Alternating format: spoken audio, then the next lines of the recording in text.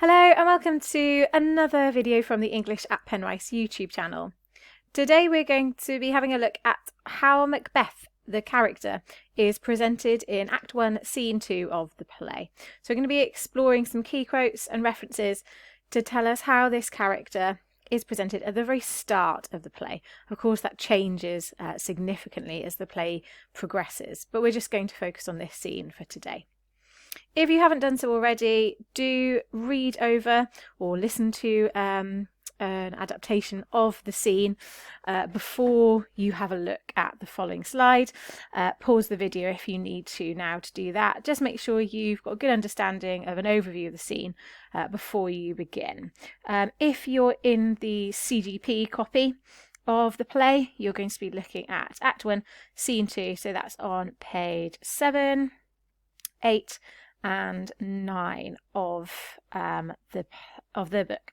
As you're reading as well, don't forget these really useful notes in the margin, especially looking at some of the highlighted lines, just to enhance your understanding of what's going on in the scene.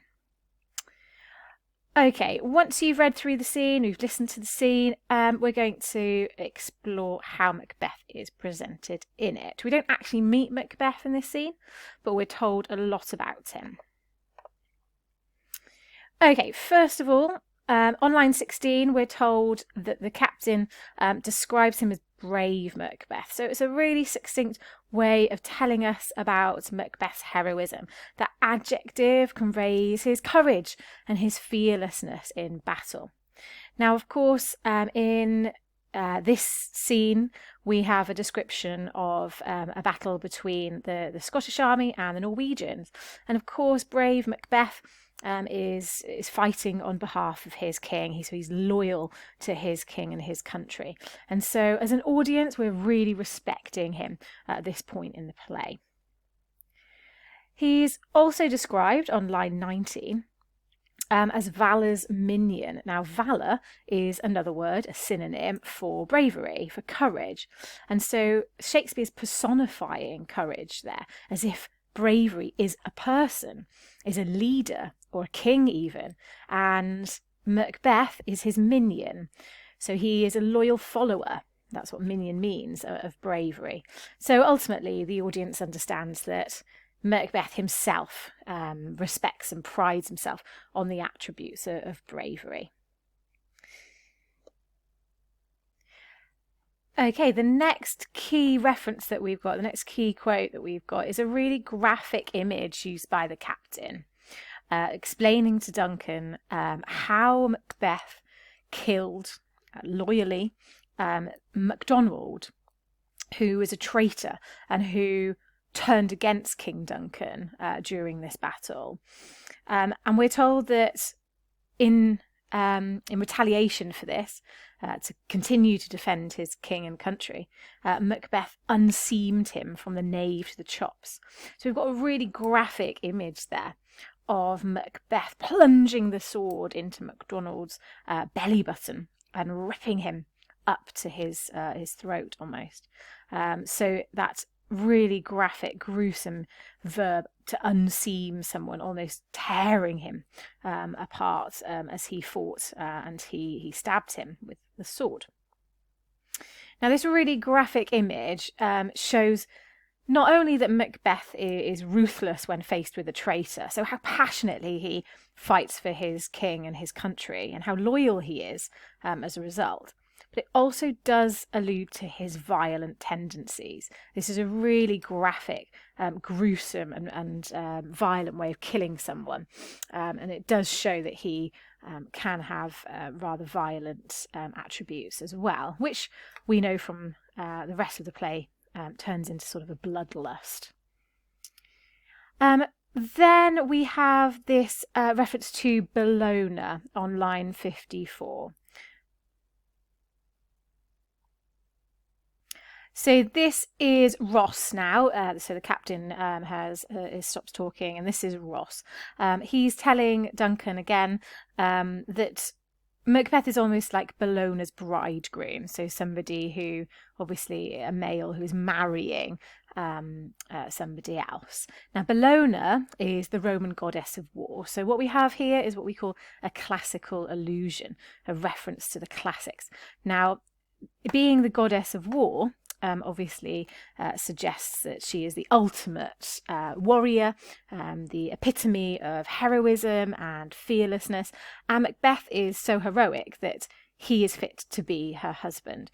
And so we have this repetition of this idea of bravery and heroism, and it really emphasises how heroic Macbeth is perceived to be at the start of the play.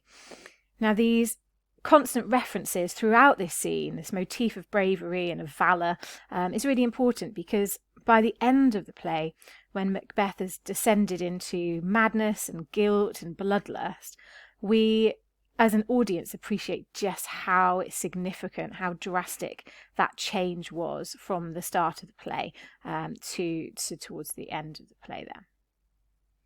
And then finally we have Duncan respecting Macbeth, praising him and awarding him with the title of the Thane of Cawdor.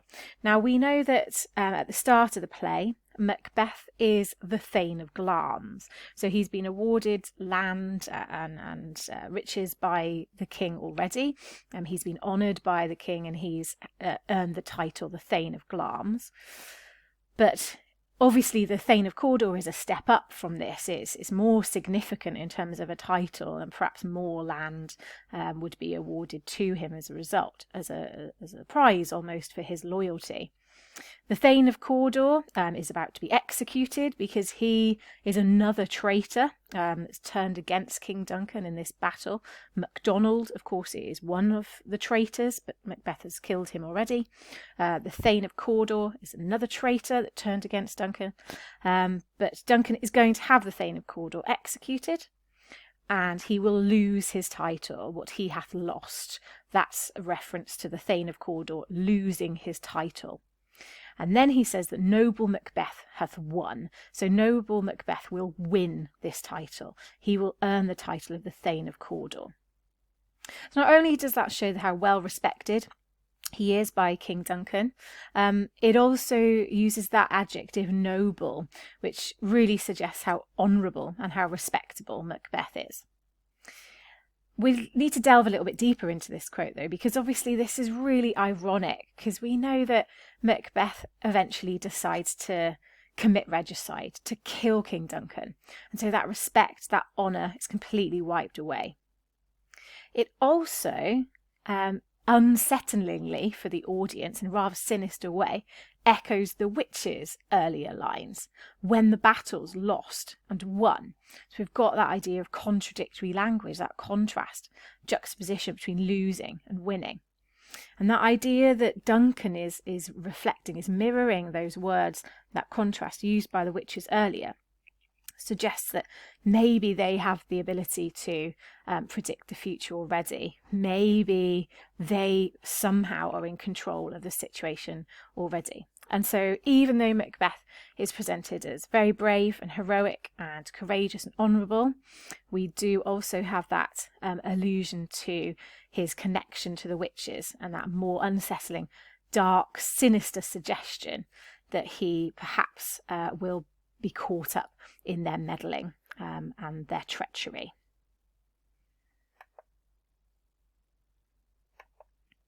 Okay, so in that video we explored how Macbeth as a character is presented in the second scene of the play, in Act 1, Scene 2. Do have another look over the video, pausing if you need to make sure you fully understood all of the explanations of those key references. Also, do sign up to the English at Penrice YouTube channel for more videos to help with your English literature and language learning.